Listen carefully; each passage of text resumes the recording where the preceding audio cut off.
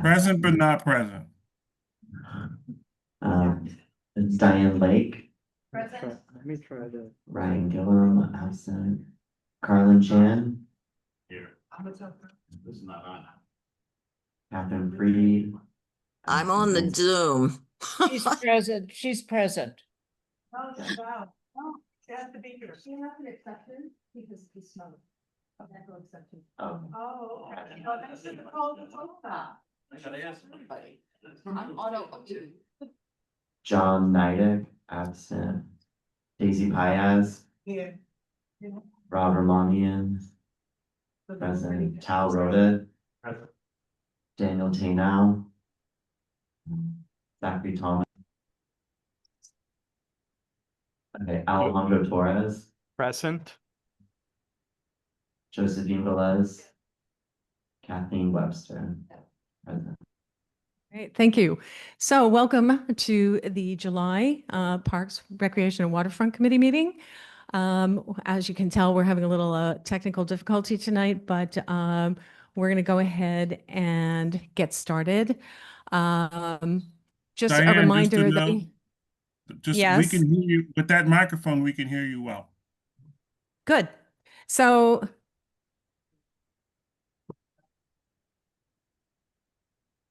okay, so we'll have to figure out what happened with that laptop, but going to ask presenters to use the microphone. And then just as a reminder of how we're going to do things, after each presentation, we will take questions from the committee, and then we will take questions from the folks on Zoom. So great. That may be.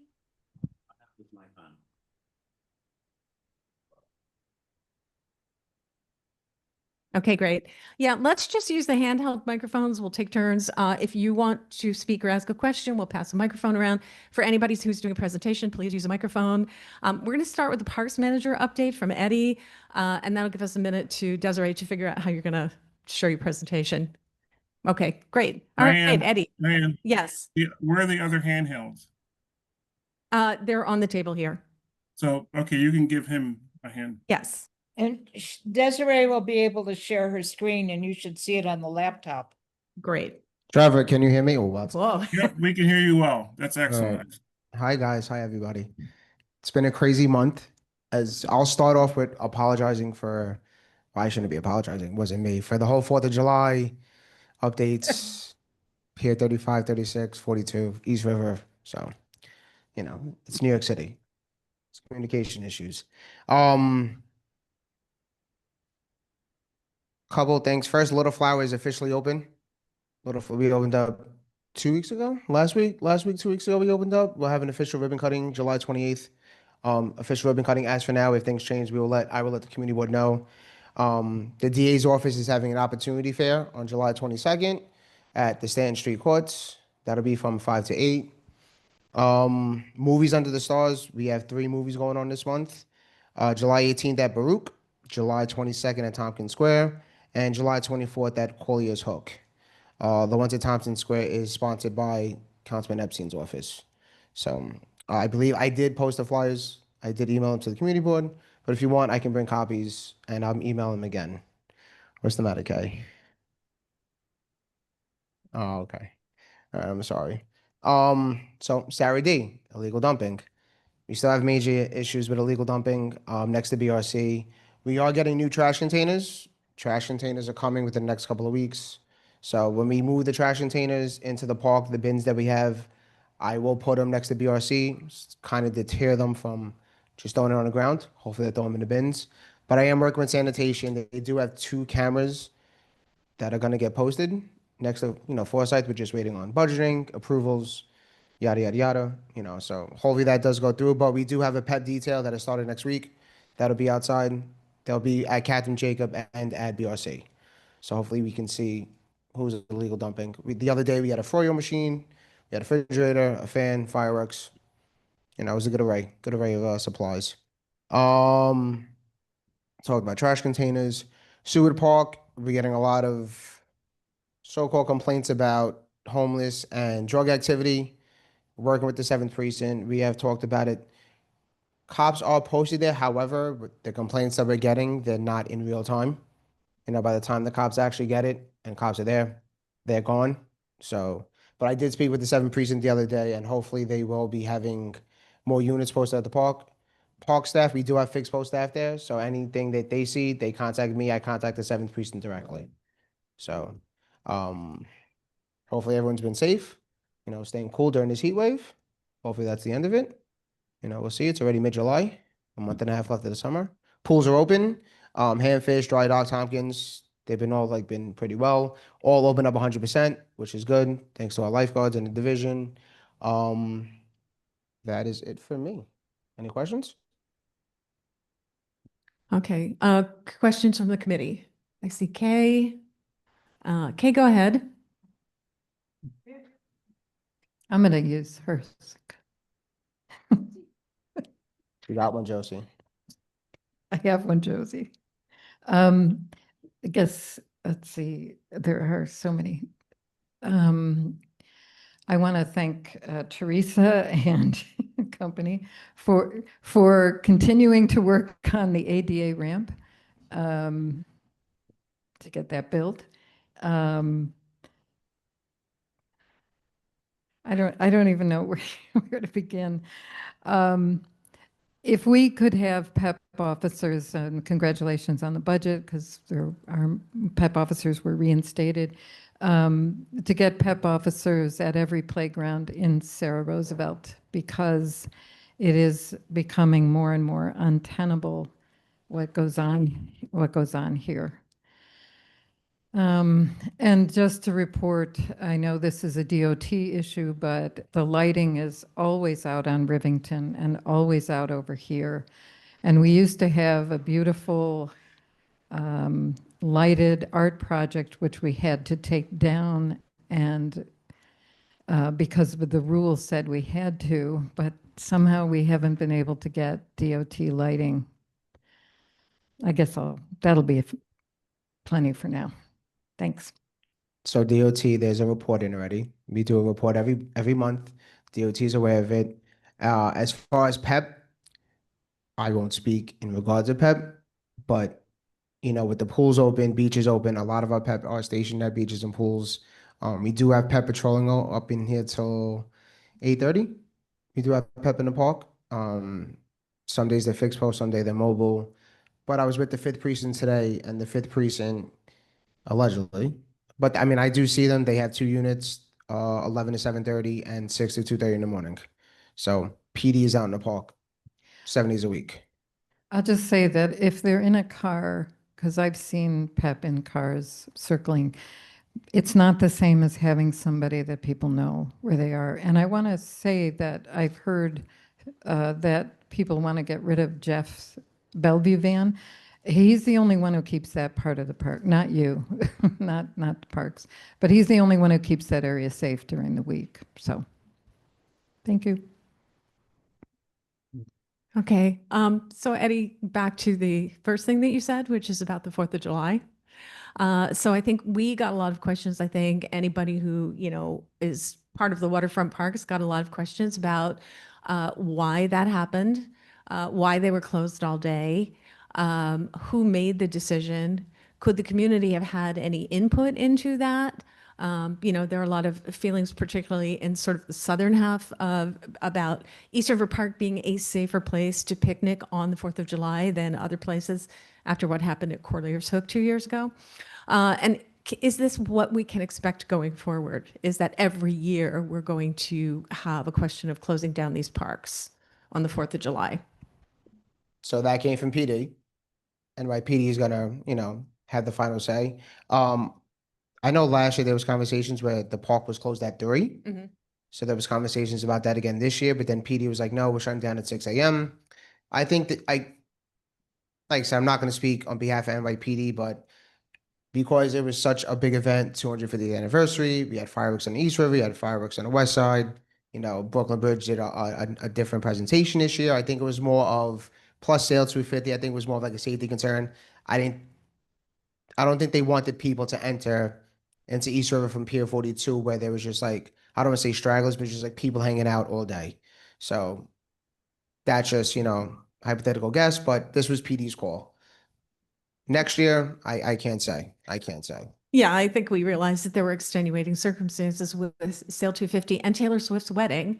And PD was pretty stretched, but I think we'll be starting this conversation with you guys in advance next year, and hopefully all of our, park associations and neighborhood groups and everything can have a conversation about how we might do better, because it is really a shame to have that shut down when we have put so much time and effort into making sure that we have a nice waterfront. So It was last minute. I mean, we were waiting to like the day before, still getting answers, still trying to get, trying to reach out to community board and say, hey guys, this is what's happening. So Mhm. even like I said, the public, they were still in the park and us trying to get them out. So there was definitely some difficulty and miscommunication. Okay. All right. So we'll come back to that Diane? next spring. Nope. Does anyone on the Zoom have a question? Catherine does. Okay, Catherine. Okay, thanks. Yeah, I mean, just to follow up on that, because I live right by the park, and there was all that open space, and people just didn't have anywhere to go. And it didn't help that we were looking across to the Brooklyn Bridge Park, and there were lots of people there, and there was a boat that was moored there, and we didn't have any of that. And it was really, really a problem for the kids, for the families. I mean, it was frustrating. And we went without a park for so long. And even though we'd love to see more green things, I mean, it was like salt in the wound.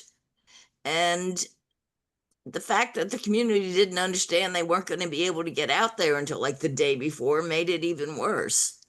So at the very least, hopefully we will start earlier next year, and maybe we can talk about some things for the kids to do. I mean, obviously we're not going to have the tall ships, but hopefully there will be something for our community to participate in. So as I said, I'm piling on because it was really frustrating. Okay, thank you, Catherine.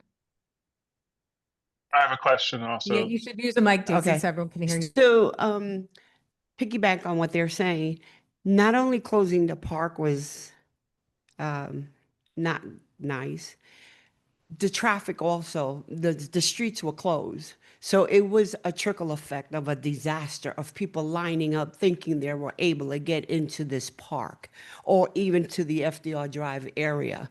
So like she said, if we can get like next year, start in advance, give us a warning, give us a heads up. So we, the community, could find a way of how to navigate something like that instead of allowing it to happen like it happened, because there was street closed, there was people on top of each other, it was like 90 degrees.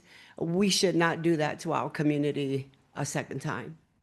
Eddie, I think Therese wants to comment on that. Could you share the mic with her? And when you finish, Diane, Yes. I have a question, or I have two questions. Okay. So So, Therese and then Trevor. So we're like Eddie said, this is an NYPD position. They have to have the right settings to be able to keep a place safe, even a park. Like they're over us on every event. So this has really got to go through NYPD. Like we got to make it focused on NYPD, because I really don't think that parks, has the ability to stop what NYPD for the greater area, for the whole city needs to do. And this year was unique. You need to have the right amount of toilets. You need to have the right amount of area for ambulances to come in. You got to be able to deal with crowds and them not go over the railing and stuff. And so you have to have enough officers. So it's a lot to coordinate, and it's them that coordinates it. We really don't do that. So thanks. All right, thanks. Trevor? Just a couple of things, and this is more about the southern portion, mainly from 40 to 36 and Pier 35. Pier 36 was open if you had a ticket, but the main reason the waterfront was closed in Two Bridges was because the police were staging there. They had approximately 10,000 cops, all of their support equipment on Pike and line the waterfront, and you needed space to go up and down the waterfront to get the police in and out of that area. And I know what Therese and Eddie is saying about, this is an NYPD thing. It definitely is. but it also requires the community to be involved from the beginning. I was on a number of calls and email chains, just watched where people had no idea what was going on with any of the parks or any of the streets. We never got information from the city as to whether a street was going to be closed or open until the day before. And sometimes we had to figure it out from the Macy's website page as opposed from our own city. But it just shows you that we need some coordination with that. But I'm not going to pile on anymore because I think that we know it's an NYPD issue. But just to note that it wasn't just a safety issue; it was they were using it as a staging area for their cars and for their officers, which is a shame because they use one of the poorer districts in the city as an area to stage their vehicles and police officers. Second, and Eddie, I appreciate you reporting back and coming to these meetings every month. It will be probably a little more challenging to have Jamal also here, but we need to get reports from his two parks, which are Columbus and Pier 35, in your reports every month. I'm grown more than frustrated about the fact that the swings at Pier 35 have not been installed in over a year. And I know, Teresa, I'm not trying to jump on her, but I think I'm here. this is more about having an update for that portion of the waterfront because we don't bring Jamal here every month to give reports on the Pier 35 and Columbus Park. And I know, Teresa, you speak on that, but then we reached a point where I've been patient about it and I really haven't said that much. And it's been a year and the swings have not been installed. Can I respond? Okay. So we ordered them in January. The lead time was almost exactly 6 months. So getting approvals for all of that stuff, especially as such a large expense project, and then getting it fabricated and successfully delivered culminated on June 30th. So it's been 15 days since we received them. And so now we need to have the right equipment, the right people to be able to safely install them. They're very large and very heavy, and we want to do it right away. So we're pushing as much as we can to find the people and the time and the resources to be able to do these 4 very heavy swings. And they're gliders, you know, they're only supposed to go a certain amount.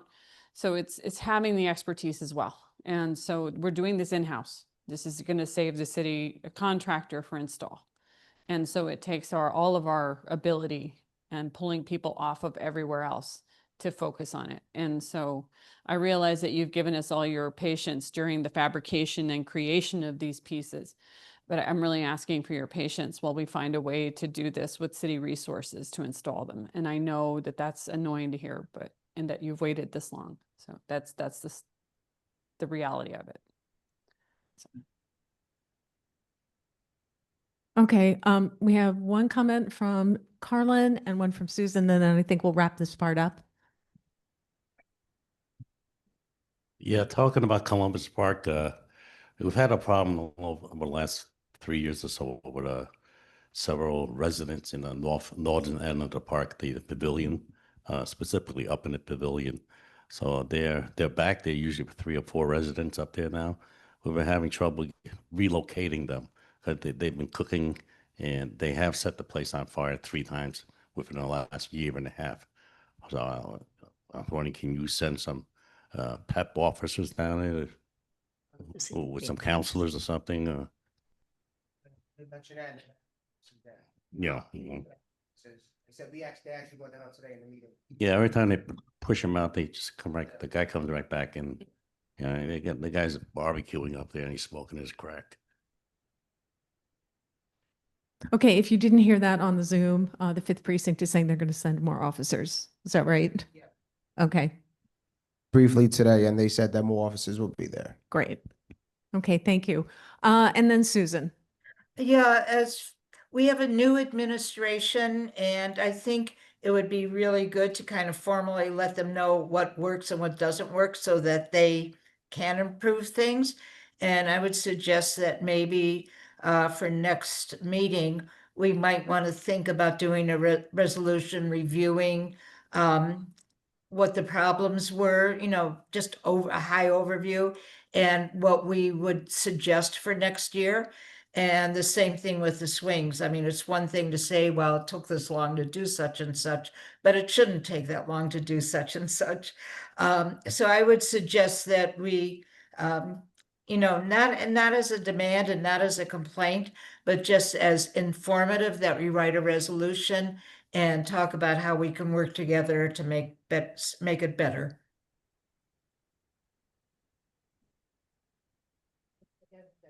Okay, this is the last comment, then we're going to wrap up this section. With that resolution, maybe you could also add, we have been waiting for an ADA accessible ramp from a senior center to their garden for probably 6 years, although it should have been here the minute this became a senior center. And we would like a resolution that states that. And we've had so many close calls with getting this thing actually built, and yet again, more red tape. And I don't have any idea. I can't tell you how many things we've done, money that's been put aside, that's been lost, but Bob is 90 years old, and he can't get up those stairs anymore. And he's been here 4 decades, and it's the least we could do. And we also arrange for the money. Okay, thank you, everyone. A lot to think about for our next meeting, which, by the way, will not be in August, will be in September. So that'll give us some time to think about this. Thank you, Eddie. Thank you, Therese. Don't go anywhere because we're going to be talking about the skate park in a little while. But next up, we have our ESCAR update from Desiree. Welcome back, Desiree. It's been a while since you presented to CB3.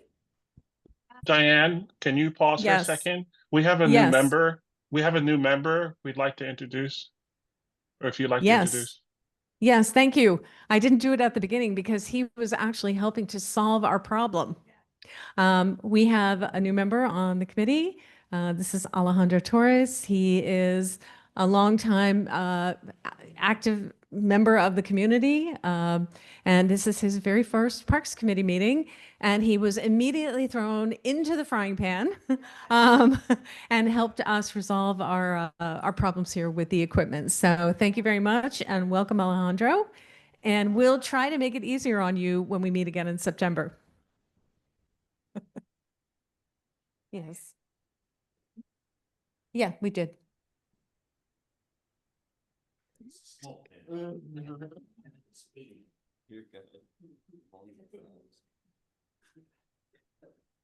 I didn't know that.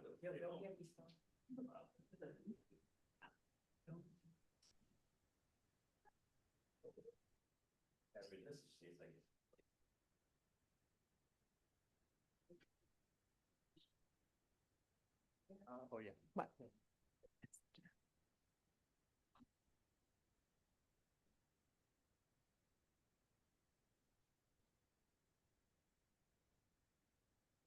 To put it in presentation mode. I think you can present from the table. Right?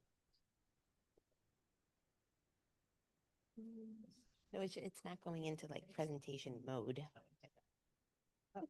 We can't hear you. We didn't start yet. Oh, okay. Yep, technical difficulty still.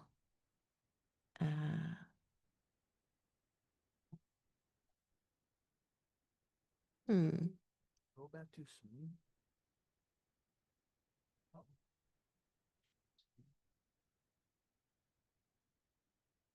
I did entire screen. Oh shit. So less memory. But now it's in. It just says it's not responding. Oh, You want me to bring my computer? yeah, you might need to close PowerPoint and back up. Just in case. Yeah, if it's on yours. Oh, here, restart. Yeah. Now I can give you a PDF. It might be too heavy. It shouldn't though. Today's the day. Today's the day. We love our technology until. Your laptop. No, just the PowerPoint.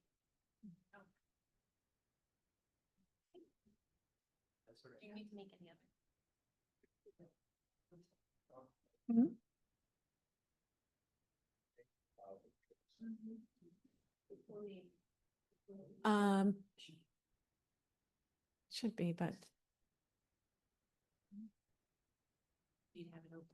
Desiree, would you like us to go on to the next item and then come back to you? What?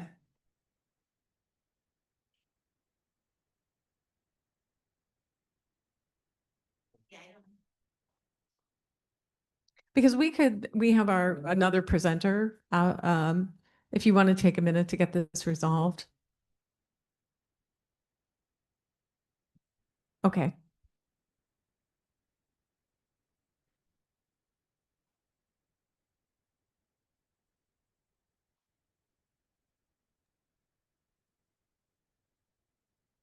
Diane, correct me if I'm wrong, but for the next item, since we already discussed it, it's just a resolution and confirming the title of the renaming or naming, correct?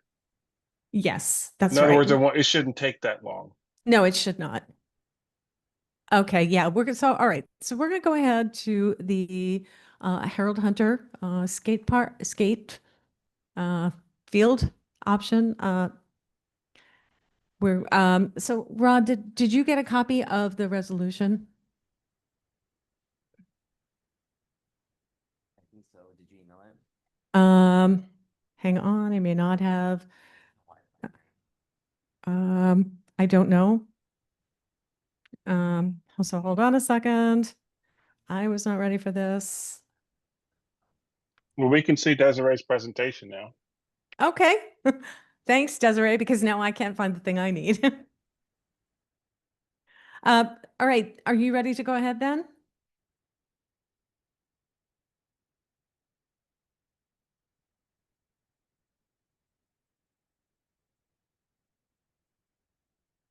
Okay, all right.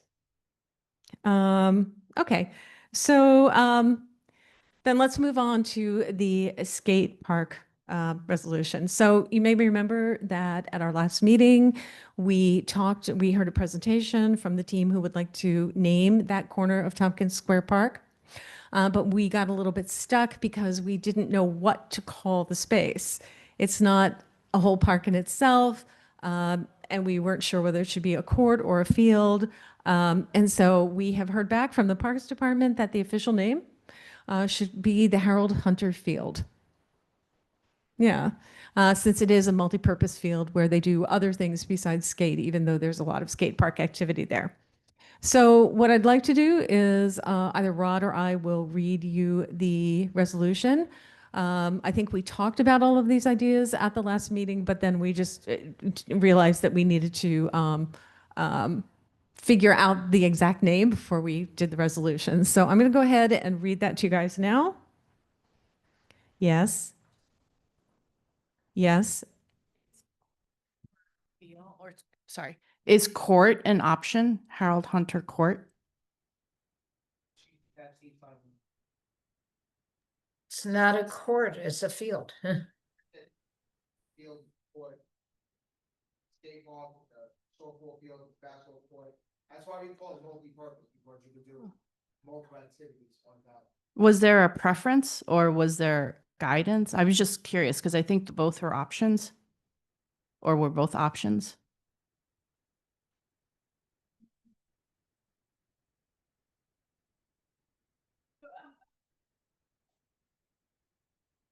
Did you know who made like who?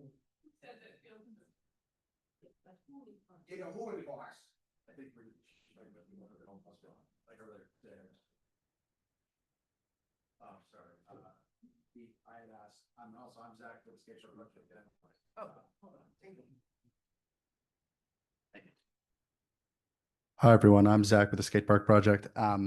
We were on an email thread, and I can forward it to you again, but I had asked if, out of all the options, if court was acceptable, and I think you already had responded, it's a multi-purpose field, court would be fine. Multi-purpose, Harold Hunter multi-purpose field would be a bit of a mouthful, but if it means anything, our preference would be court, if that's acceptable.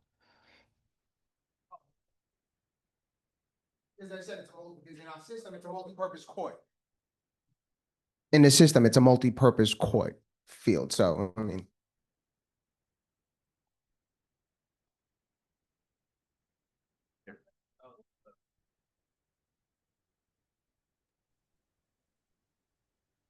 Okay, so I'll just quickly ask, does anyone object to the idea of calling it the Harold Hunter Court? So I would say that on the emails from Parks, they specifically said field, that it was a field. You don't have to say multi-purpose field, you can just say field. But the office was not included in those other emails, but every email that we were included on said field. Yeah, that's what I saw as well. So that's why the resolution now says Harold Hunter Field. Parks is there.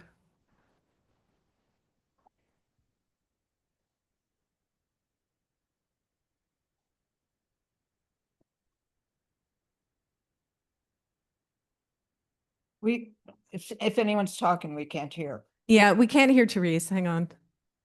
Oh, thank you, Desiree.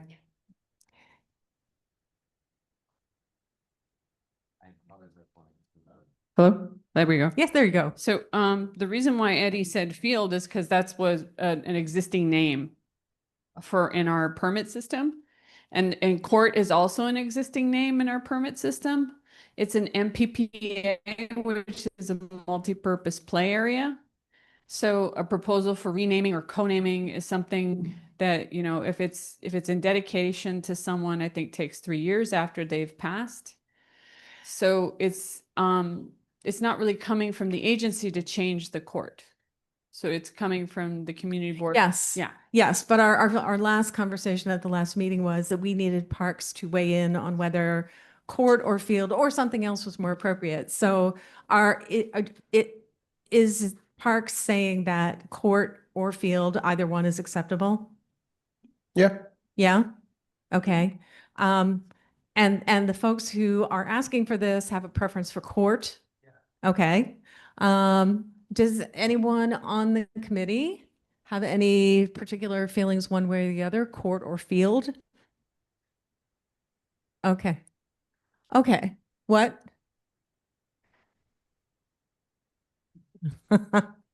Well, we just wanted to make sure, that when we did this, that we had nomenclature that Parks would be able to recognize in their system and understand as they do their work. So, okay.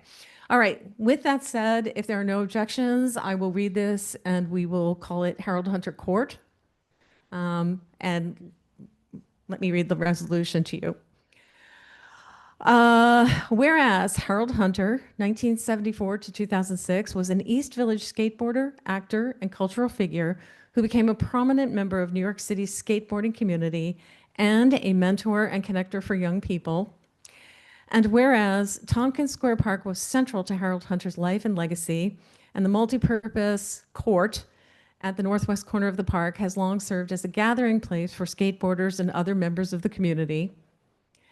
And whereas Harold Hunter's legacy continues through the Harold Hunter Foundation, which provides skateboarding, mentorship, and creative programming for New York City youth and maintains offices near Tompkins Square Park.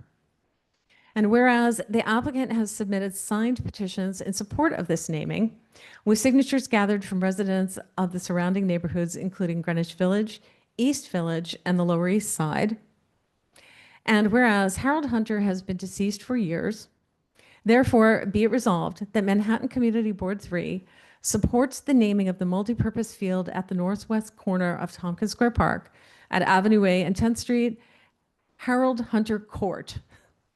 And be it further resolved that the honorary naming shall not change the facility's designation or operation as a shared multi-use, multipurpose recreational space. All right. Does anybody have any comments on the language there? Okay. All right. Then I think we can take a vote on this resolution, Rod. So just call the roll and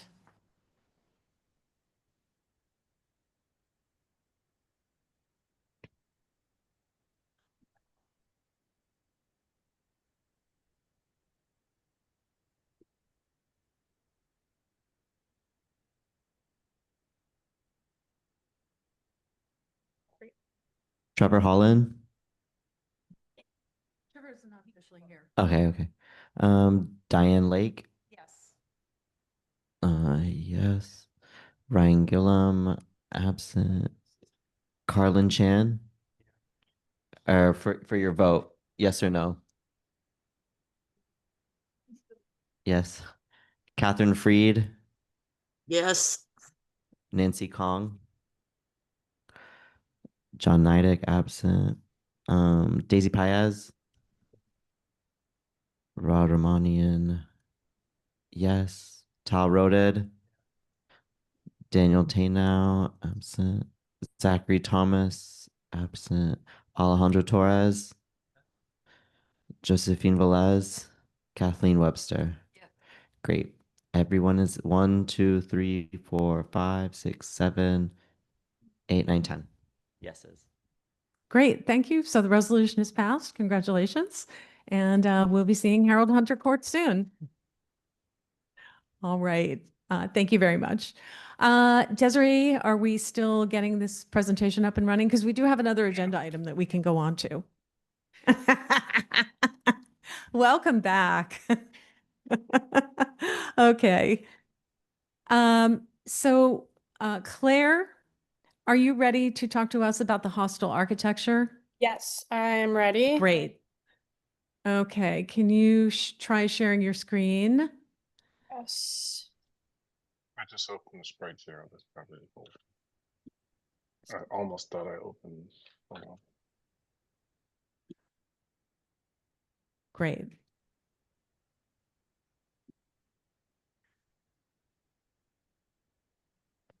Okay, is everyone seeing that? Yep.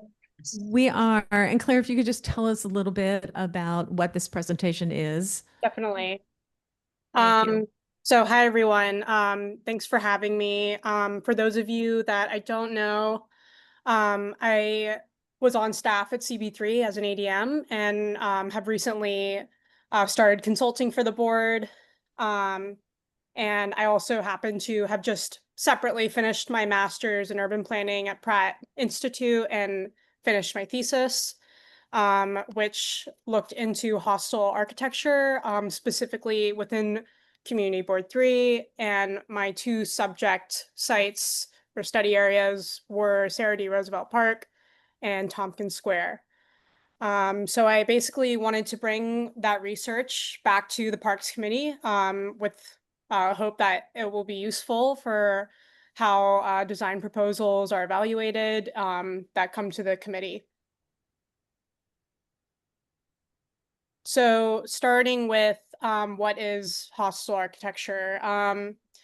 It's essentially design that limits how people can use and access public space. In kind of a more obvious form, this looks like spikes on ledges and maybe less obviously benches with dividers, so you aren't able to lie down, slope surfaces that you can't sit on, or just seating that's been removed entirely or a lack of seating overall. And while it may seem small, it disproportionately impacts older adults, people with disabilities, and people experiencing homelessness. And these are the people that need the most rest and are essentially being designed out when hostile architecture is present.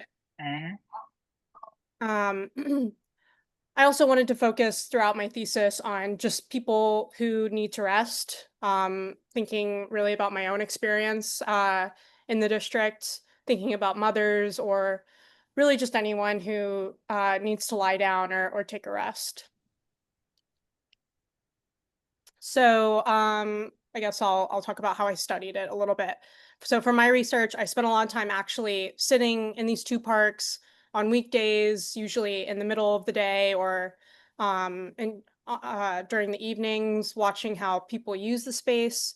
And I used a framework that is used by a number of planners and architects in some other studies. I wanted to use something that's worked in the past, looking at successful public space and hostel design. So this came from an architecture firm, Jane Gell, and it's their 12 quality criteria. So I adopted 4 criteria that were specific to hostel design. And that's what this slide is. So there are 4 main criterias, and it's opportunities to sit, opportunities to stand and stay, anti-sitting surfaces, and adaptive exclusion, which is really just kind of asking who's actually present and for how long are they staying. So each criteria gets scored as inclusive, mixed, or exclusionary. So it's not, just a gut feeling, but something that you can actually point to. And then for my foundings, I found that Sarah D. Roosevelt scored a 3.5 out of 4. It has a lot of variety of seating. It has wide ledges that people can sit on and lean on. But the big gap I did see was no seating near the Golden Age Senior Center, which I, throughout my research and all of my observations, found that this is a space that should be serving that need.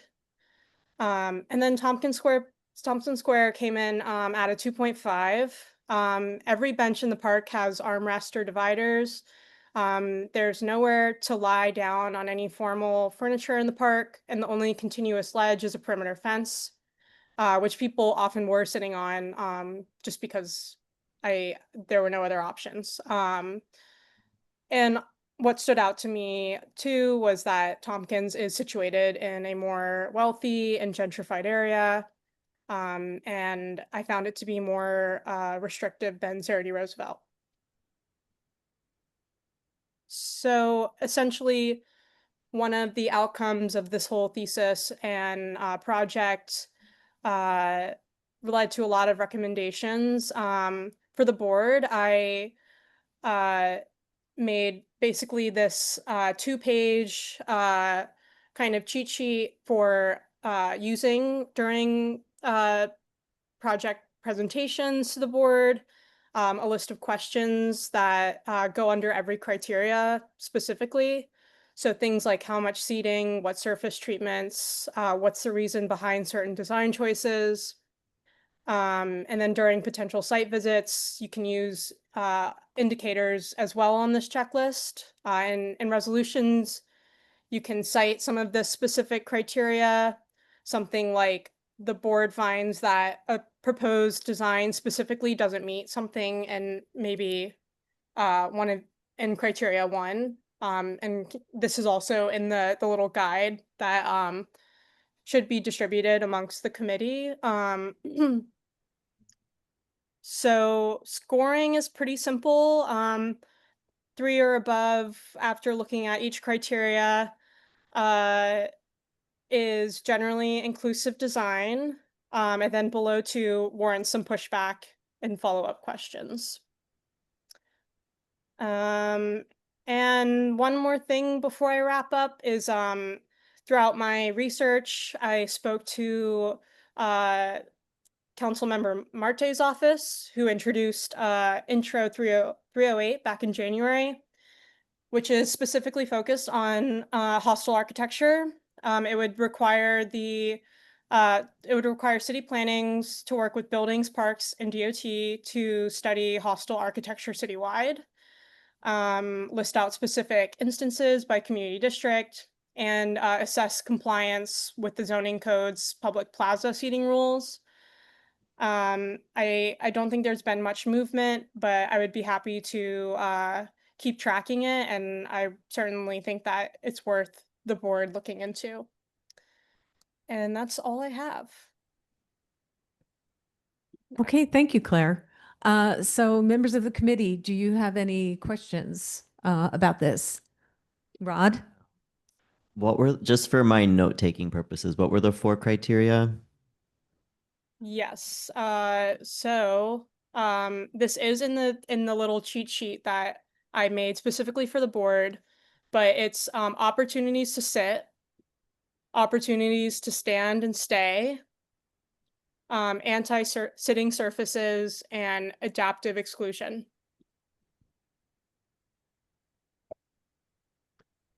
Thank you, and thank you for the presentation. I don't know, do you have any pictures? Of hostile architecture? Or of the examples that you specifically found in SDR and Tompkins? Yeah, they're all in my thesis report, which is 50 pages long. I'd be happy to share it. But I do have a Yeah, lot of I think visuals are really helpful in getting a message across. So I think that'd be really helpful. Okay. Thank you. Okay, committee, any further comments or questions? I have a question when you finish, Diane. Okay, go ahead, Trevor. Hi, Claire, and thank you for the presentation. I noticed that you used the word hostile architecture, but you only really refer to seating and areas where people sit. I know that in Pier 35, that park was opened, and within a month it had tens of thousands of dollars worth of damage from skateboarders. The parks installed skateboard stoppers twice. The skateboarders pried them off until they were welded. And after they were welded, there was no more skateboard damage. On the opposite side of what you're saying is that people were not allowed to use that playground area, and adults weren't able to sit down and enjoy themselves because they had to compete with the skateboarders. So I'm just trying to figure out how that factors in, because I know removing this stuff and making it uncomfortable isn't always the best solution, but sometimes you have to look at what will happen if you put in certain things or if you don't add certain things. I'm just trying to figure out where that is. I know it's a 50-page thesis, and you're not here to talk about the entire thesis. Let's talk about hostile architecture, but where does that fit in your study of our hostile architecture? Sure. Yeah, I think I didn't look into skateboarding specifically. That's a really interesting point. But I think throughout, something else I ran into was looking at the dividers on benches that can certainly be interpreted as hostile, but they also can be used as a tool for people to get up from their seat. So I think overall, it's not black or white. I think that when you're looking at a proposal, it's the percentage that's available. Like if something like that does need to be installed, then I think it's, looking at what else is available nearby, essentially. All right, Teresa, I have a question for her, and then I'll. Claire, thank you. I also had the same thought about the skateboarders. I know that, at Tompkins, we're lucky to have our new Harold Hunter Court. I know that there's been a common complaint in parks, but I wondered whether your definition of architecture is only about the built environment, or whether kind of landscaping choices and that sort of thing are included under that. Because one of the biggest complaints we've had about our new waterfront parks is the lack of shade, and that feels hostile to a lot of people. And so I'm wondering if you have any comments on when you say architecture, what does that include? Yeah, I think it definitely does include things that aren't necessarily benches or furniture. I think like when looking at Tompkins Square, they do have the lawn that you can lie down on, and that was definitely factored into their score. I think that sorry, I'm forgetting the second part of your question. Just wondering if it's all about the built environment. And I think you've just said you looked at the lawns at Tompkins and that sort of thing. So it doesn't necessarily mean just a bench, a seating area, a step or a ramp, things like that, right? You're also talking about the overall landscaping and sort of those choices. Yes, and there's a lot of, I found in SDR that there's a lot of informal seating. So, any ledge that is at around a seating height is definitely contributes to being more inclusive. And people, I have kind of a section of my report of like how creative people are when it comes to seeking out rest. And it often is informal. And I think those are really important too. I think sometimes they kind of occur naturally, but I think a ledge is pretty intentional, especially if it's at sitting height. And yeah, I think there's a lot to factor in for sure. Great. Okay.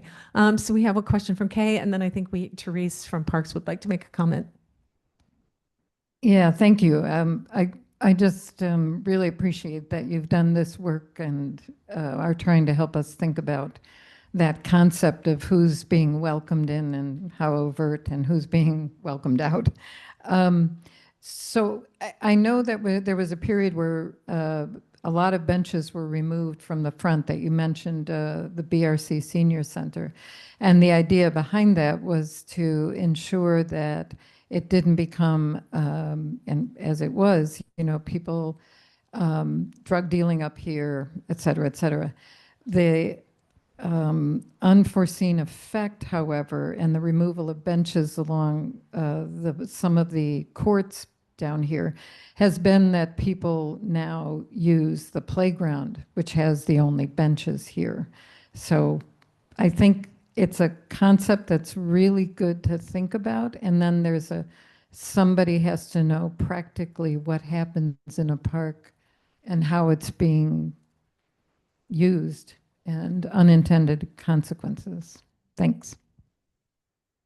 Okay, and Therese? Hi there, Claire. It's great to hear all of your study, and I think Young Gal has a lot of really good examples of how to study public space, and I really admire how much time you put into this, and I'm really grateful. And I'd love to get a copy of your thesis to share with my interns who are urban planners. And I have seen a lot of people laying down on the benches still at Sarah, and they also lay on the night field.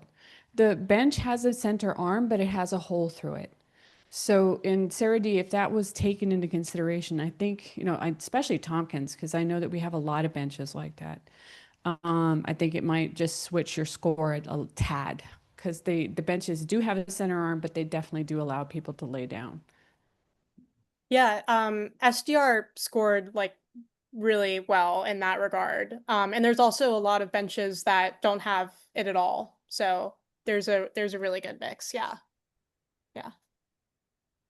Okay, thank you, Claire. I know we're all constantly thinking about how our parks are put together and how we can make them better. So I think this is really interesting. And if you are able to share the full thesis, I think we have some interested people who would love to read it. So thank you. Thank you. All right. Back to Oscar.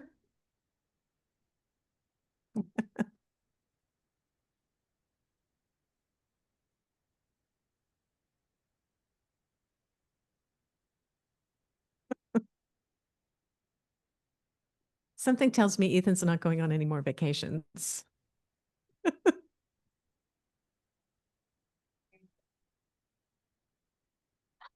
Yay.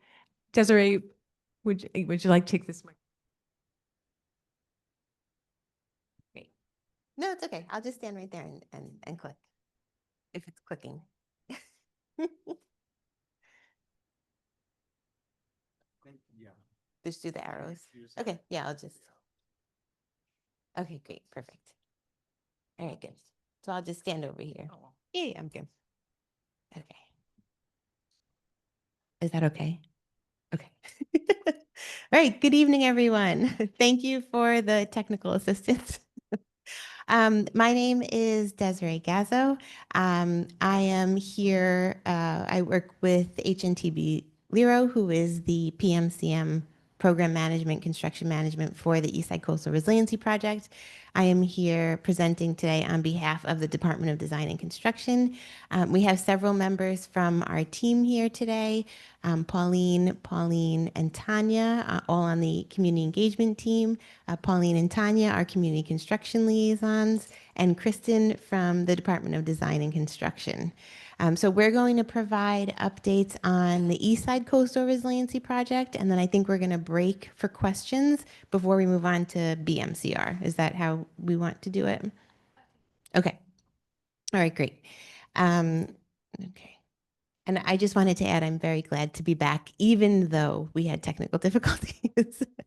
Okay, so for the highlights, like I said, we'll go over the overview of contracts.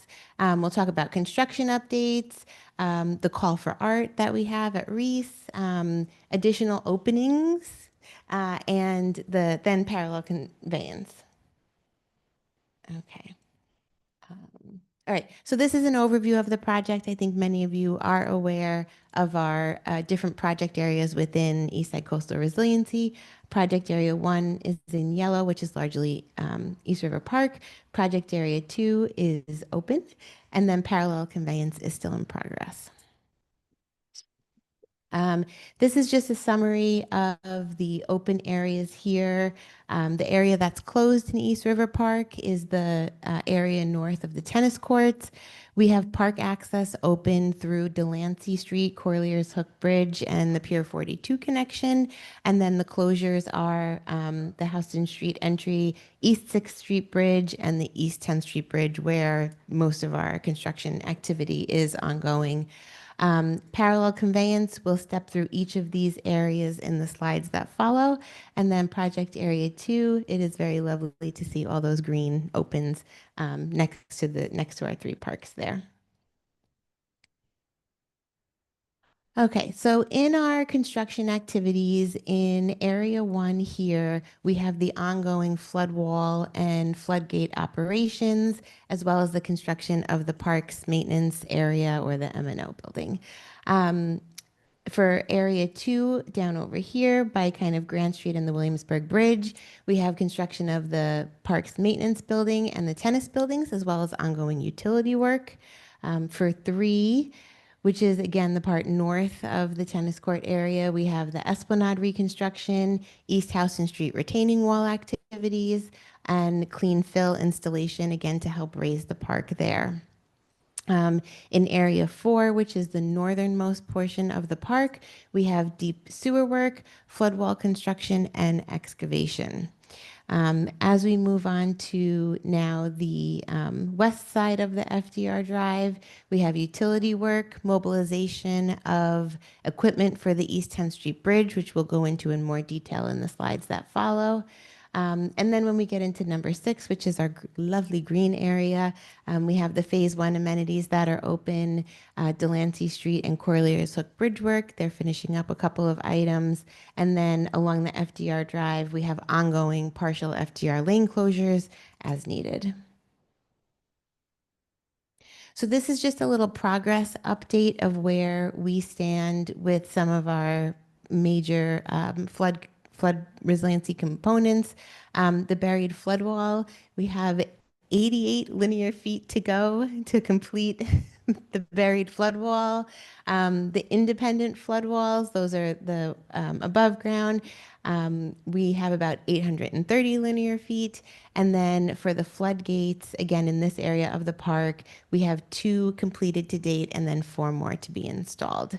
And then these are just some of the photos here, the reed bar for the flood wall footing near Pier 42, the southern flood wall formwork, and then the combi wall sheet pile. And these are from December and January of last year, just to give an example. All right, so to jump into the East 10th Street Bridge construction, again, many of you are aware of it, but it's always helpful for us to have the renderings up for those who might not be. So the East 10th Street Bridge is going to be similar construction or relatively the same construction of the bridges that are already installed at Delancey and Corlier's Hook Park. It will have a ramp structure that is different than the others. The new bridge will be fully accessible as the others are and ADA compliant. This offers an area where there are stairs and then the ramp that fully circles back to East 10th Street. So it has both options. So an update on the 10th Street Bridge construction. This construction is going to take about 12 to 14, months total. The work and staging area mobilization, so that's what they're currently doing right now, is ongoing. They're currently removing underground obstructions and working on the excavation. Now, for number 2, the daytime installation of the ramp and abutment piles. The installation hours for that are 7 a.m. to 6 p.m. That work is anticipated to begin around July 27th. We've been communicating this with Reese. We've been to the TA meetings there, and that will be ongoing for approximately 1 to 2 months.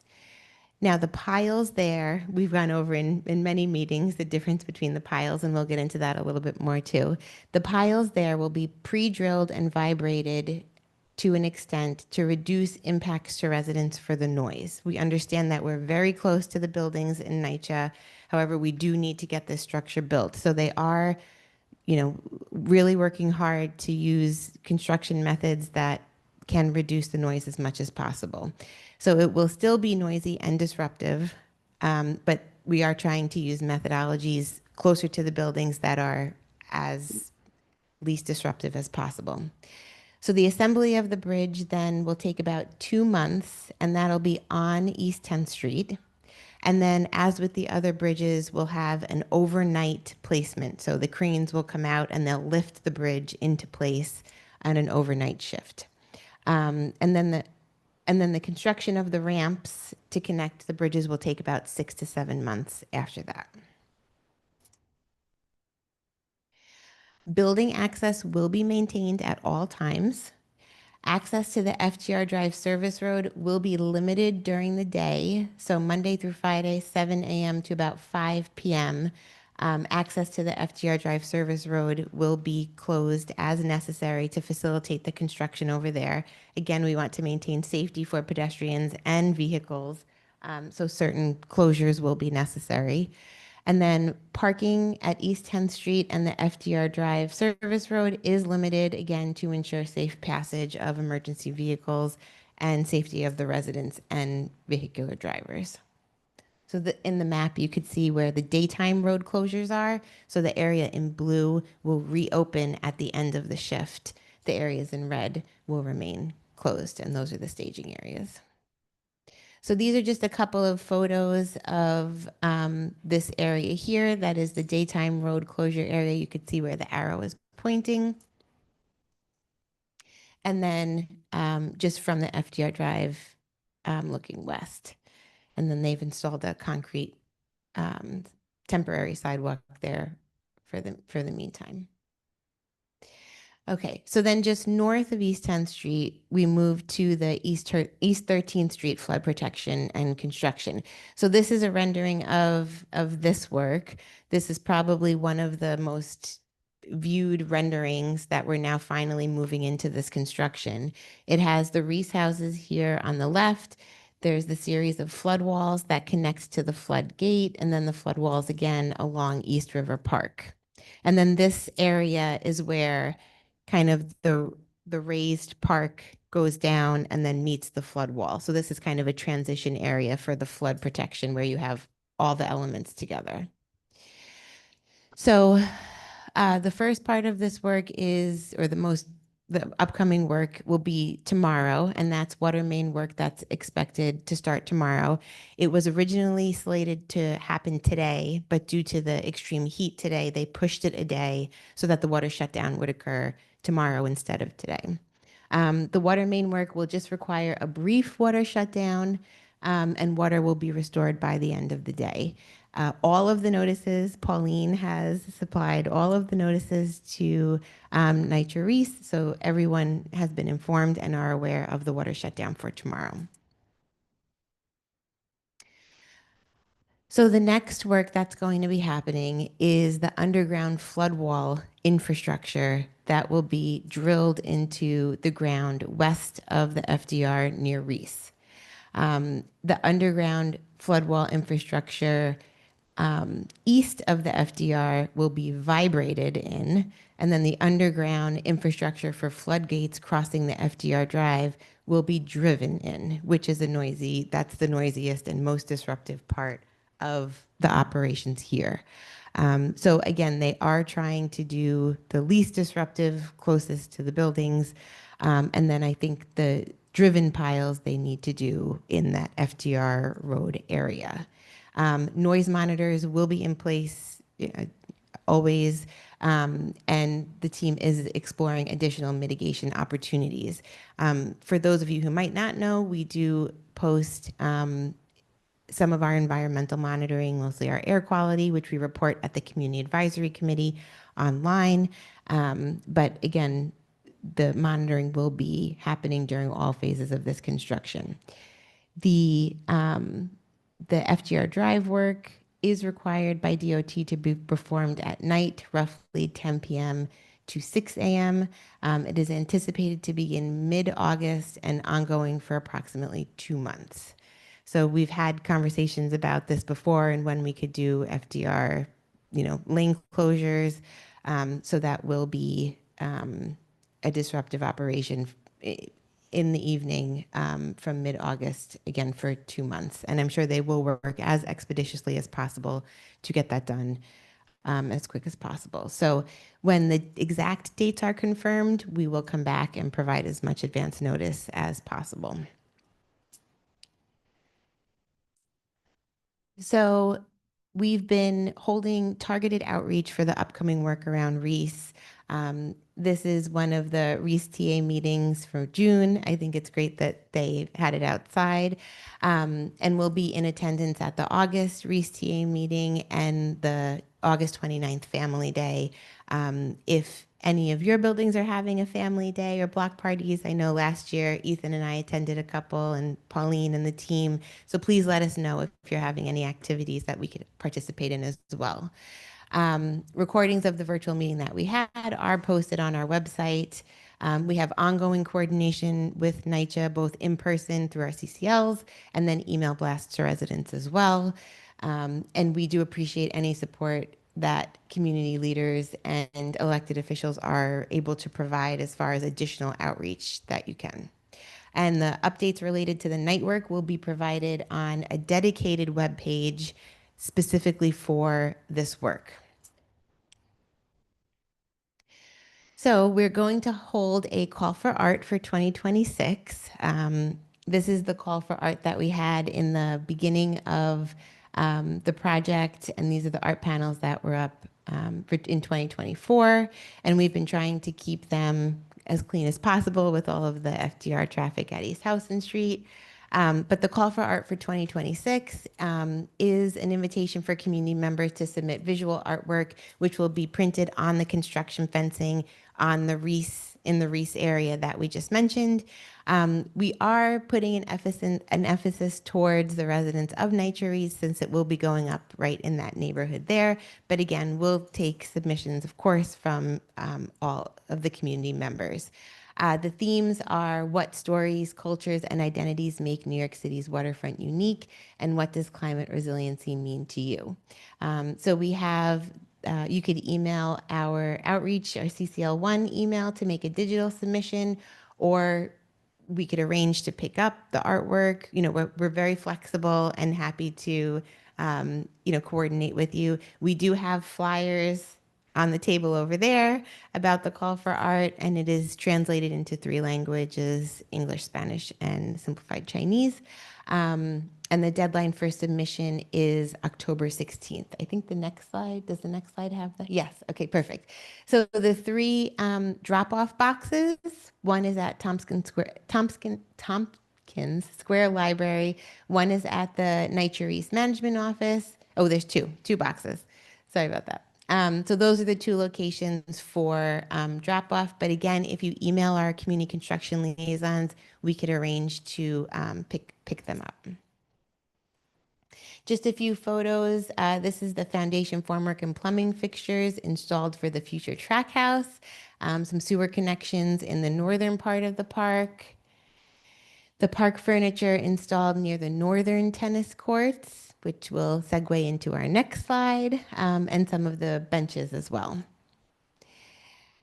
So before we go into future park openings, we have the what we've heard slide. There was a request for additional signage within East River Park for the ferry access.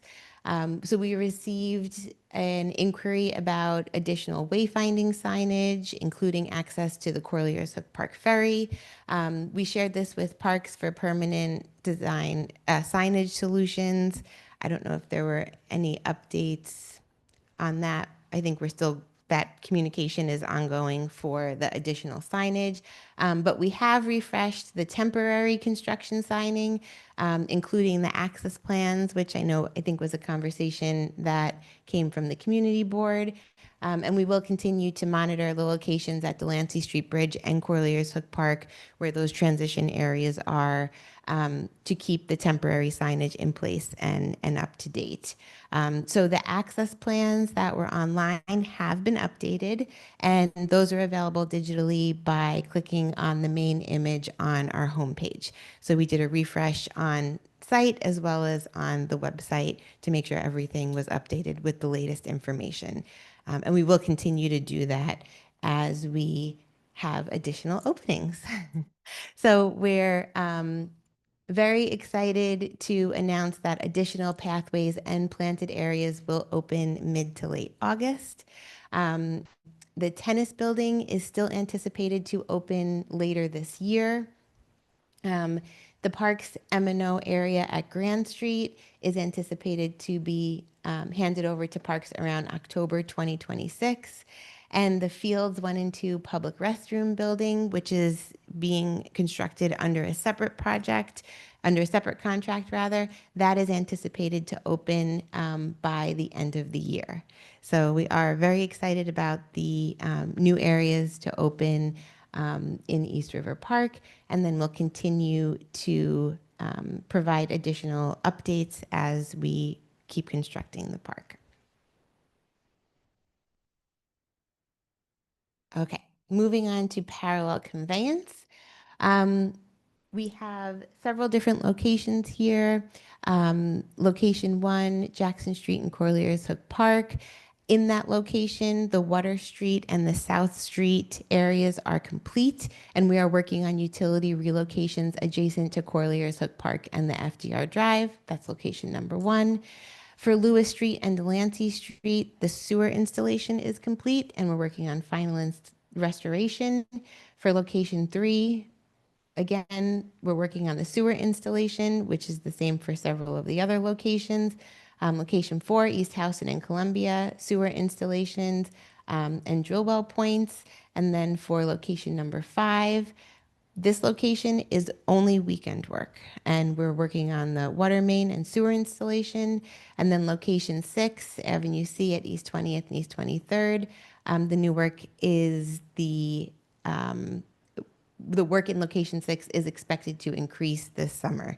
It hasn't been as much as some of the other sites, but again, that work is supposed to pick up during this summer. So just a little bit more on the work in Corlears Hook Park. As you could see from the image, we have the playground area in purple, the turf area in green, and then the parallel conveyance sewer work in this kind of golden ochre color. The test pits and subsurface investigations here are completed. For the utility work, night work is to be scheduled, and once we have a date for that, we'll work on a formal advisory and put that out to the community. The parallel conveyance sewer installation and water main installation is to be scheduled following that. And then final restoration is anticipated to begin by the end of the year. The installation of the playground and the turf area is still being scheduled. For work in the vicinity of the Williamsburg Bridge, I like seeing all these green check marks. The test pits and subsurface investigations have been completed in both areas, as well as the utility work. Water main installation at Delancey Street, as well as the sewer installation, has been completed, and the final restoration is in progress. And then for the Delancey Street North and Baruch Drive, the water main installation will be beginning this month and will be completing in August. And then in progress is the parallel conveyance sewer installation. That is also anticipated to complete in early August. And then final restoration for that location is still to be scheduled. For the work at East Houston Street and Columbia, we completed the test pits and subsurface excavation investigations, and then the utility work and the parallel conveyance sewer installations are both in progress. The sewer installation is anticipated to complete also in mid-August. So Hopefully by September, we'll have some more green checks on some of these slides, and final restoration is to be scheduled. These are some photos of the utility relocation at Delancey Street, the sewer installation at Columbia Street, and then the excavation for the gas main relocation as well. So just a reminder, our utilities are stacked one on top of the other. So we often have to do one utility and then go back and then do the others. So just for our Eastside Coastal Resiliency resources, we have our Project Area 1 Community Construction Liaisons, Vanessa and Pauline, who's in the back of the room. And for Parallel Conveyance, we have Tanya, who's also joined us tonight. We have the Inquiry Tool, and all of our recent presentations are online as well. So I think that's it for Eastside Coastal Resiliency. If there are questions on that before we move to BMCR. Okay, yeah, that was a pretty comprehensive update. So I Yeah. think we'll take a moment to ask questions about that. So on the committee, do we have questions? I see Tal. Nancy, did you have your hand up? Okay, all right. Thank you for that. I may have missed this, but is there an update on the Houston Bridge opening, when that might be happening? I don't know if we have, do we have an updated date for that? That it'll just open. So it seems like that'll open with the opening of the park at the end of 2027. And if we have any earlier openings, then we'll come back and let you know. Okay. Online, do we have anybody with questions? I can't see.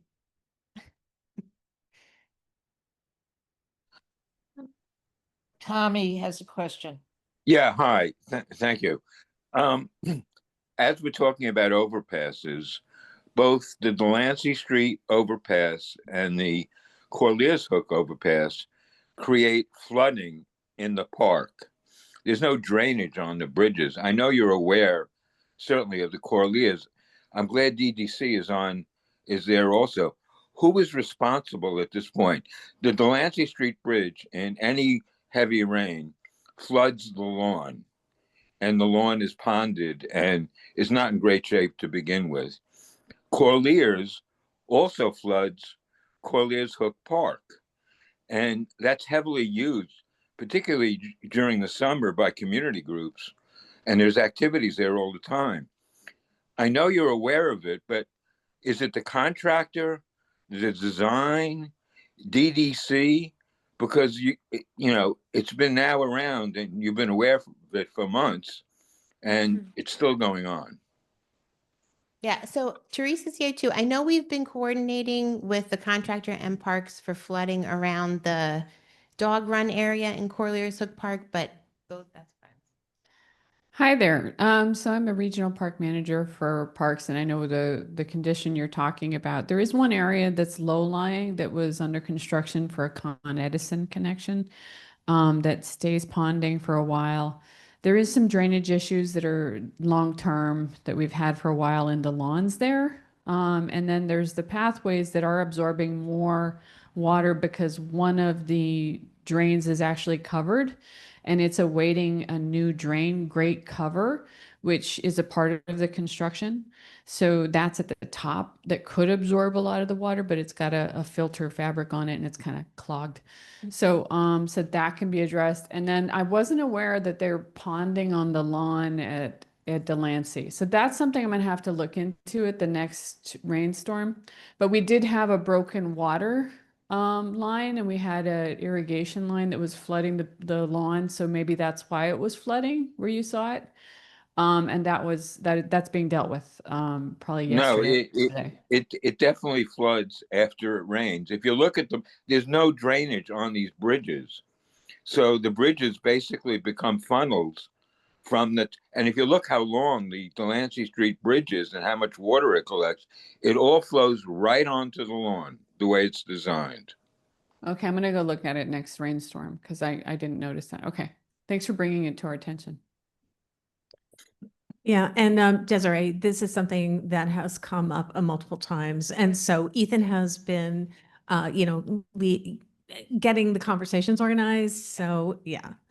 Okay, thank you, Tommy. We also have a question, Frank. Yeah, he can talk. Frank, go ahead. He's muted. Yeah, he doesn't. Frank, can you unmute? There. Up. There you go. Frank, are you there? Okay. All right, we can come back to Frank. I just want to see if there are any more questions on me. I have a couple of questions, so we can do that. So I did for the night work at Reese. I'm assuming that that's 5 days a week. It's weekday work, or is it 7 days a week? Do you know what? I think it's 5 days, but we can get clarification on that. Yeah. Yeah. Okay. We'll note that. And it's great to hear that some additional sections are opening. We can see them through the fence. So nice to know that they'll be there. For the overall schedule, however, I think both of you mentioned end of 2027, which is the date we've been hearing consistently. And I just ask this every time there's a presentation, are we still on target for that date? Correct. And are there any, I know that Ethan has explained multiple times that there were many problems up in the North End, Northern, particularly in the 10th Street area. So are there any obstacles at any point that would derail that end of 2027 schedule? From what we have been told, we're moving ahead with the end of 2027, and there hasn't been anything that has come up again besides what Ethan has been presenting on. Should something come up, of course, we will bring it back to you. But our schedules are, showing the end of 2027, and then we'll open whatever we can, up till that date. Okay. Thank you. Frank. Hey, can you hear me now? Yes, we can hear you. Oh, thank you. Sorry about that. Thank you, everybody. This question, I just wanted to also thank DDC, Desiree, because we have a lot of unfortunate parking scenarios underneath the FDR on the entrance to Pier 42 or Basketball City, which is that there are a lot of cars that have been parking and completely blocking the sidewalk there. And it turns out, because Ethan is very responsive, that we confirm that it's not DDC, anyone related to DDC or DDC construction. Even though Basketball City keeps denying it's anything related to them, we know that it very likely is. So I just want to thank your team for their responsiveness. And then moreover, we've had a lot of questions, particularly from Gouverneur Gardens residents, about what the status is of the CSO work in Corriers Hook Park and when that will become opening back up for parking. So I'm wondering if on your slide presentation you showed the list of liaisons that you guys have used before. I don't remember though. Is that like a flyer? Is that something that I can get from you so that we can have people who have questions deal and dial directly with whomever is, the best person? Because we keep telling people to come to either Tanya or Ethan, but I think sometimes it's probably helpful if there's an actual, flyer directive to point to. Okay. Pauline is holding up the flyer that we have, so that has all the contact information on it. We can drop some off at Gouverneur's Gardens, and then we could also make sure, I know we've had our signage posted. Yeah, we've had it posted too. So maybe we have to do another repost of flyers on the construction fencing as well. I think that would be helpful if you guys can do that at some near point. That would be very useful then. Okay. If Pauline has extra,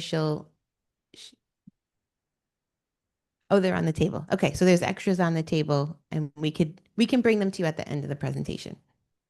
But Frank, Josie is volunteering to bring some back. Okay, I was like, Gouverneur Gardens. Yes, we don't all have microphones, so okay. Thank you, Josie. Okay, that was it. Thank you all very much. Great. All right, thank you. Before we go on to BMCR, are there any questions from anyone else?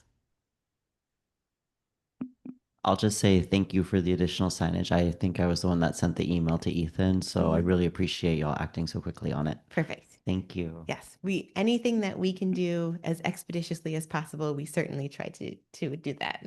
So thank you for making that suggestion, because sometimes we're not in every reach of the park and don't realize when it is, when it needs to be updated.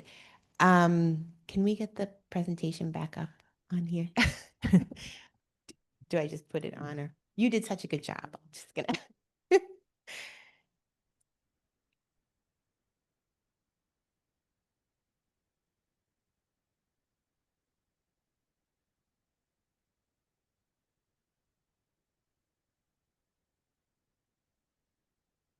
Perfect. Thank you. Oh, nope. Wait. Okay.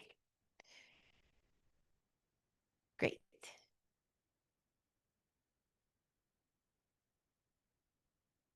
Okay. So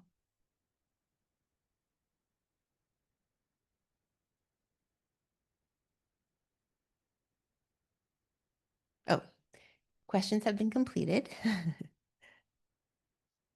Okay, so now moving on to BMCR. So we'll talk about the project status, the flood wall and floodgate progress, similar to how we did on Esker, project timeline update, and then we'll show some construction photos. Okay, so for BMCR, at Robert F. Wagner Place, we have the Interceptor, gate building, and chamber construction. At South Street, which is Brooklyn Bridge to the Manhattan Bridge, no work is expected within the next 2 weeks time period. South Street, Manhattan Bridge to Montgomery Street, we have the trunk water main installation between Rucker Slip and Clinton Street. There will not be water shutdowns required, though we are doing, working on the water main installation. Sewer installation between Pike and Rutgers. Sewer isolation chamber construction between Clinton and Montgomery.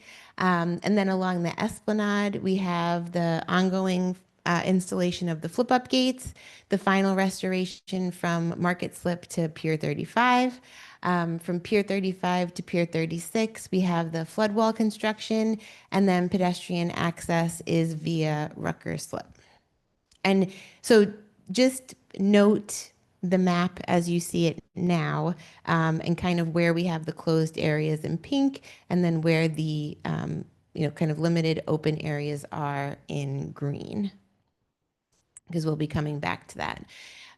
So for flood wall and floodgate progress, all of the micro piles have been completed. The concrete flood wall, we have about just under 500 linear feet of concrete flood wall to still install, and then about 700 feet of flip-up gates, linear footage of flip-up gates. And then there are some photos below from last year of the flip-up gates, which we're aware of. Okay, so then the project timeline update. So due to Con Edison related delays, substantial completion of BMCR has been extended. So moving forward, though, whereas we were not going to have a phased approach for BMCR, due to the extension of time for the schedule, the overall schedule, we are going to move forward with openings in a phased approach to open more area before the end of the project. So many Esplanade amenities and pathways between Market Slip and Pier 35 are anticipated to open by the end of 2026, and I have a map to show that. The South Street restoration, including the bike lane, is anticipated to be complete in July of 2027. And then substantial completion for the project is also anticipated for July of 2027. So it adds a couple of months onto the end of the project here from when the original anticipation of completion was done. So this is the project timeline update. As you can see, we have the Con Ed utility work going through to the end of this summer, and then coordination ongoing till the end of the project.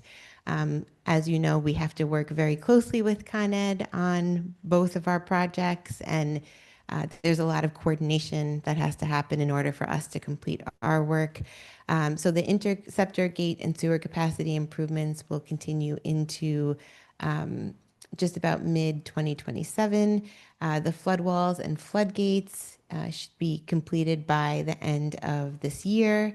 The trunk water main work will continue through the end of the project, and then the Esplanade restoration again is ongoing now, and then the South Street restoration will continue through the end of the project. So the Esplanade restoration is scheduled to be completed by January 2027, and then South Street will push a little bit further. So if you remember the other map that we just had, this is a map showing the access plan by the end of 2026. So again, though we won't be able to fully open the project as scheduled, you can see a significantly more green space on this map than the map that we had before. So again, this is the access plan by the end of 2026. There will still, not be Esplanade access from Dover Street to Catherine Slip. However, by the end of 2026, the Esplanade will open from Catherine Slip to Pier 35. Amenities that will open will include the passive pocket area, the north playground, and the north fitness area. And I have renderings of those in the next couple of slides. So here is the north play area. It shows the open esplanade, the climbing area, and the ping pong tables, which I know we're all really excited to have those spaces open again. And then the North Play area, this is the second slide, which again shows the Esplanade, the sensory play area, and then the flip-up gate area for kind of passive and walking. This shows the North Fitness area. There's a list of the equipment that's in the fitness area there, the Esplanade, and then again, the flip-up gates. And those were the renderings that we have. So here are some of the construction photos. This is the precast seating and paver base being installed near Market Slip. The flip-up gates in the closed position with the concrete bumpers that was installed in July of 2026. So we're really working to restore the amenities there so that that can have now a phased opening instead of just opening it in larger chunk. Here's the flip up gate collaboration that happened in July 2026. This is the ramp to the flip up gate pathway from the Esplanade with the precast seating areas installed, and then the stairs to the flip up gate pathway from the Esplanade. And these are all from this month. Last Friday. These are all from from last Friday. So hot off the press. So this is some of the sensory play equipment on site and the climbing area equipment, the precast seating piece, which was installed in July of 2026. And that's the rendering of the final seating condition. So this is the portion that's been installed now, and then we'll have the orange kind of material over that. So again, very excited to see these pieces on site and then looking forward to everything being installed. So that was the final slide for BMCR, and then we are happy to take additional questions, and I could go back to any of the slides if we need to. Okay, we'll start with committee. See Nancy. Does anybody else have questions from the committee? Okay. Sorry. What was the delay from Con Ed related to? It was, sorry. While I don't have specific details, it's just the coordination to manage the utilities and access to the utilities and coordinating to do the work. With every project I have worked on, it's the scheduling of coordinating when we're ready to have kind of do the work, then when their crews are ready to do the work. And as far as I know, that's most of it. We could take the question back, and if there was anything more specific, not that I'm aware of. You don't have, yeah, no, yep. You're welcome. Anyone else? Okay. Diana, I have a question questions. when you finish. Yes, and then I was just going to say, and then Trevor and Catherine online if they have questions. I think so. As I'm seeing this, you'll be able to walk all the way down the Esplanade to Catherine Slip, and there will be amenities open in those areas. Yeah. Is there a plan yet for is the operation of those slip up gates being turned over to DEP? They will be. And if so, is there a plan for when, where, and how that's going to happen?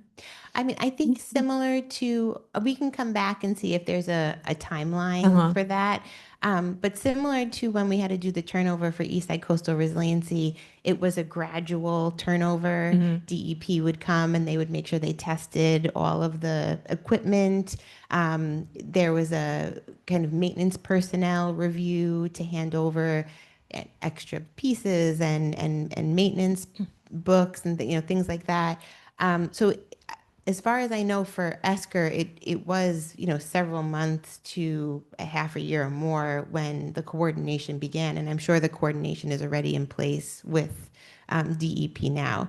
But we can certainly see if there's a more rigid timetable for that handoff.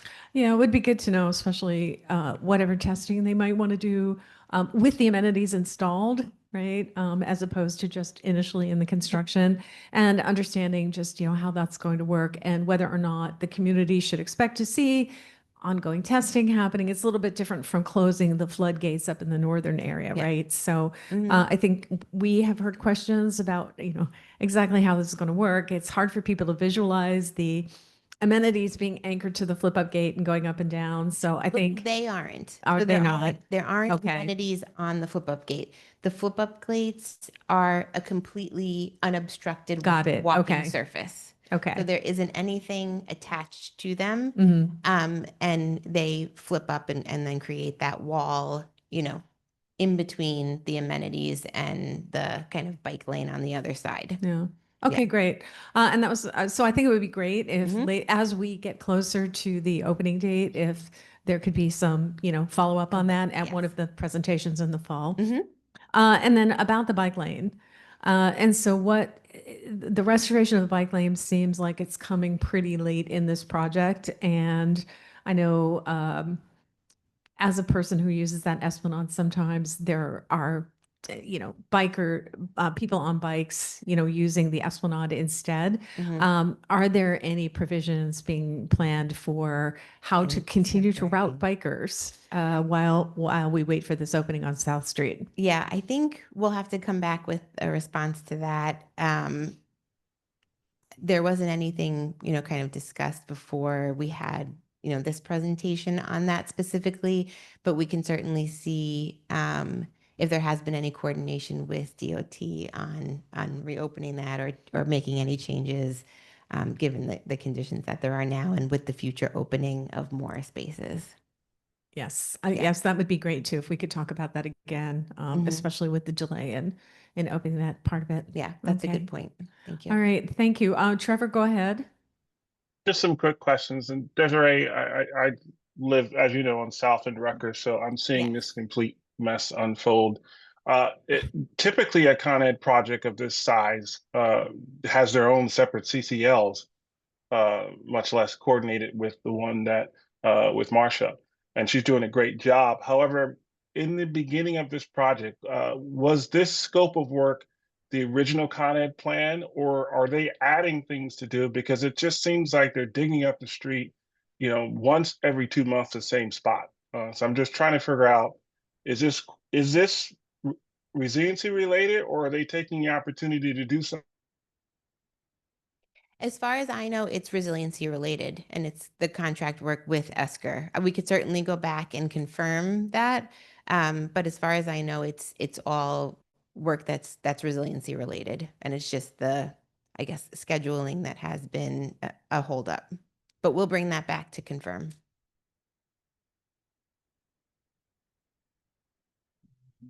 Okay, are there any further questions? Therese? Oh, I'm sorry. Alejandro and then Therese. Thank you. Thank you, Desiree. I do have an observation regarding pedestrian access and how really inadequate it is, especially coming out of the Brooklyn Bridge and going up to Catherine Slip. Not sure if that's, DDC related, DOT, or who really. This Yeah, area? that area is so hazardous for pedestrians, bikers, and vehicles. Yeah. And yeah, it seems like even the sidewalk, it's just so restricted. Yeah. Not sure if there's any plans on widening that access or just making it safer for us. Yeah, Thank we can take a look. We can take a look at what if there are improvements that are going to happen with our project and bring that back or provide you a response sooner, but also then bring it back at the next presentation. And then if whatever, if there aren't, then that would fall under DOT with that. But we'll go back and look at the drawing documents that we have to see what improvements will be made there, if any, or striping or crosswalks at a minimum. And then we can, maybe have further conversations with DOT. Yeah, but I completely understand. Okay, thank you. Therese?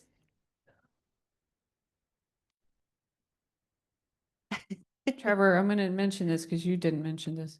Yeah, I got my computer shut down. I didn't even hear the answer if my question got through. So I was I was in the wondering why middle of Trevor asking. didn't respond.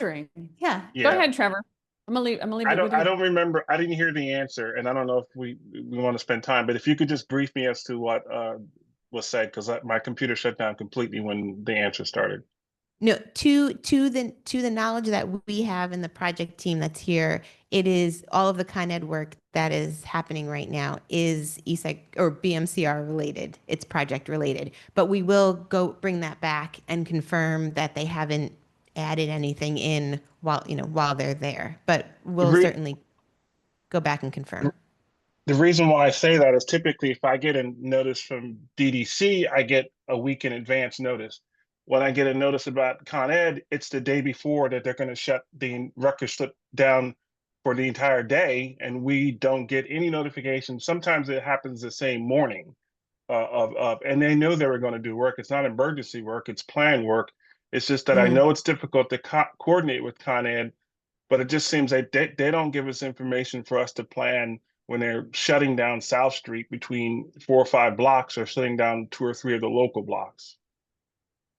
Yeah, we can reach out to them again. We've coordinated with them and their community outreach person in the past. So we'll do a little more work to reach out, and we will bring that question back just to confirm that it is all within the contract. And Therese, you can go ahead. I can follow up. I don't want to go ahead and what you were going to say, Therese. I was going to say, but go ahead. I was going to mention the water issue and the fact that Yes. all this is in green and there's not a speck of green there.